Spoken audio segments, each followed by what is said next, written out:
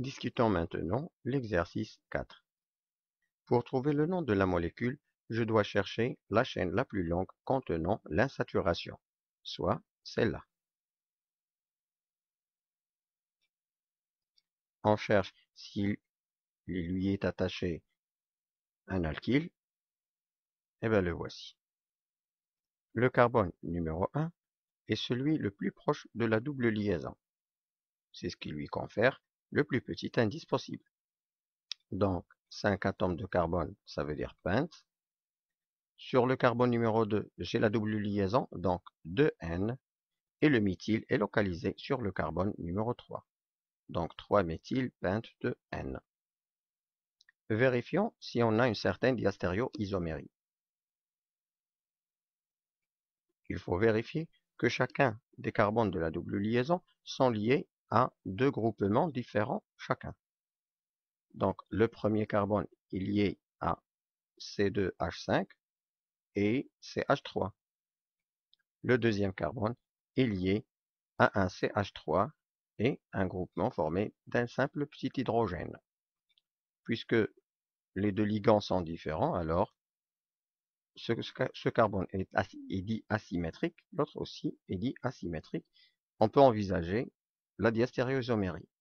C'est donc une isomérie E. Considérons maintenant la deuxième molécule. Ça, c'est la chaîne principale. On a un alkyle formé d'un seul carbone, donc méthyle.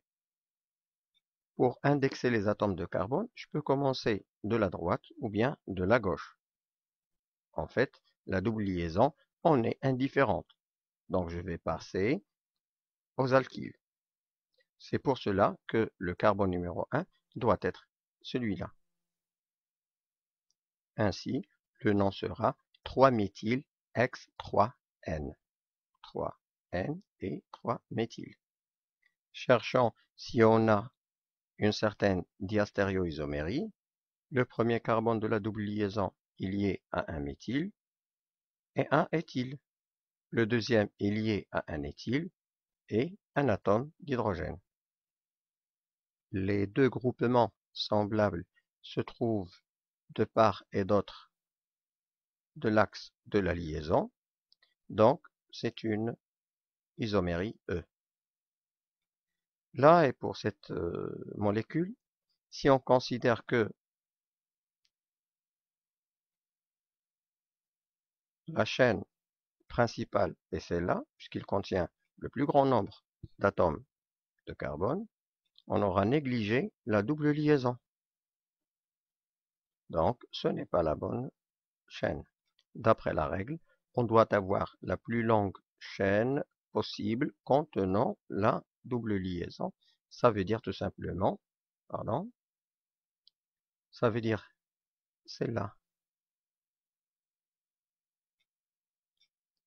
Avec bien sûr un éthyle et un méthyle. Pour indexer la chaîne, le carbone numéro 1 est bien celui-ci. Le nom est 2-éthyle-4-méthylpente-1N. Quant à l'isomérie, ici, l'un des carbones liés à la double liaison est lié à deux groupements semblables, H et H, donc il n'y a pas lieu ni de E ni de Z. Pour cette molécule, je peux avoir cette chaîne avec 5 carbones, et je peux aussi utiliser celle-là avec 5 carbones. La première étant fausse, puisqu'il donne lieu à un radical ramifié, un alkyle ramifié. La règle veut que celle-ci soit la chaîne principale, puisqu'il donne lieu à des alkyles non ramifiés. On peut aussi exprimer la règle comme ceci. La chaîne principale est celle qui donne un nombre maximal d'alkyles. Dans ce cas, le carbone numéro 1 est celui-là, et au carbone numéro 3, on a lié un éthyle, et un méthyle au carbone numéro 4. Ça donne 3-éthyle, 4-méthylpente-1N. Ce carbone est symétrique, lié à deux hydrogènes semblables. Donc, ce n'est pas, enfin, on ne peut pas parler ni de Z ni de E. Dans cette molécule, bien évidemment, il contient 7 atomes de carbone dans sa chaîne principale. On a aussi un éthyle et un méthyle. Là, ce sont des hydrogènes, on n'en parle pas. Si je veux prendre ceci comme étant le carbone numéro 1, ou bien l'extrémité numéro 1, par rapport à la double liaison, c'est la même chose que si je prends cette extrémité. Idem pour l'alkyle. Ici, si je commence la numérotation par là, j'aurai le méthyle sur le carbone numéro 3, et c'est le premier alkyle rencontré. Si je pars de la droite, j'ai toujours la même chose. Le premier alkyle rencontré est lié au carbone numéro 3. Et bien dans ce cas, je vais favoriser l'alphabet, l'ordre alphabétique, et ceci sera notre carbone numéro 1.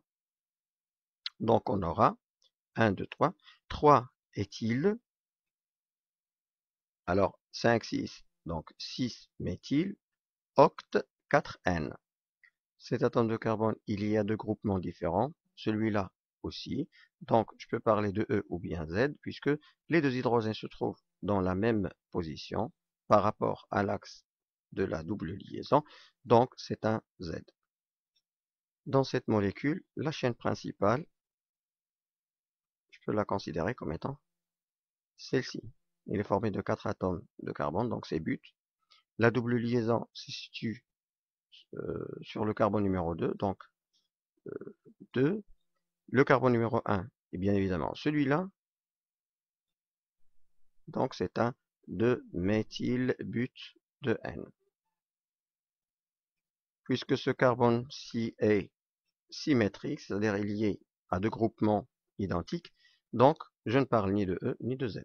Attention au piège, ce n'est pas celle-ci, la chaîne principale, mais c'est celle-ci. Donc ici, ce sont 7 atomes de carbone qui vont former la chaîne principale, liés à 4 méthyles. Dans ce cas, c'est 3, 4, 5, 5, triméthyl, 3N. Peut-on parler de diastéréoisomérie E ou Z? Eh bien, on constate bien évidemment que les deux carbones sont liés à deux groupements différents, chacun.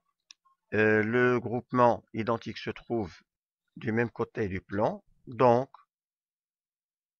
c'est une isomérie Z.